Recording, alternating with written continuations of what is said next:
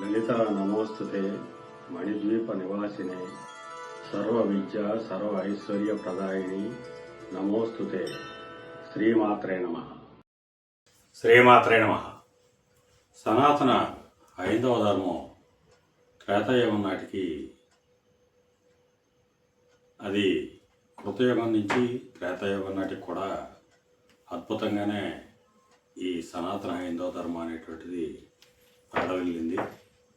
అయితే కృతయుగంలో దేవతలు భూమి మీదకి రావడం అనేది జరిగేది. త్రేతాయుగంలో మానవుని రూపంలోనే ఆ శ్రీ మహావిష్ణువు రావడం జరిగిందని చెప్పడం జరిగింది. అయితే ఆధ్యాత్మిక కోణంలో నేను చెప్పడం జరుగుతుంది.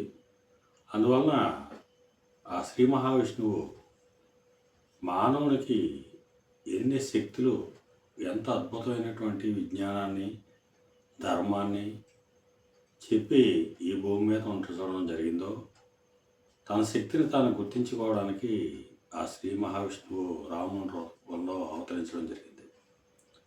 రాముడు క్షత్రియుడిగా జన్మించి స్వధర్మ పాలన అంటే క్షత్రియ ధర్మాన్ని పాలిస్తూ, అలాగే మనం చెప్పుకున్నటువంటి 4 ధర్మాలని కూడా రాముడు పాలించడం జరిగింది.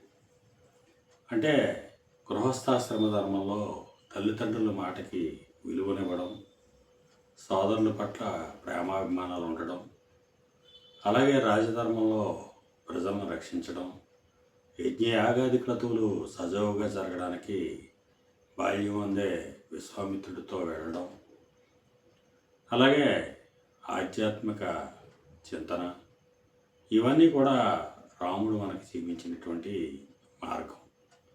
సత్యకాలంలో ఉండేటువంటి మార్గాన్నే రాముడు మరలా త్రేతాయుగంలో చూపించడం జరిగింది. మనిషికి ఉండేటువంటి అద్భుతమైనటువంటి శక్తుల గురించి రాముడు ఏ రకంగా మనకు తెలియజేశాడనే విషయాల గురించి కొద్దిగా తెలుసుకుందాం. శ్రీమాత్రే నమః.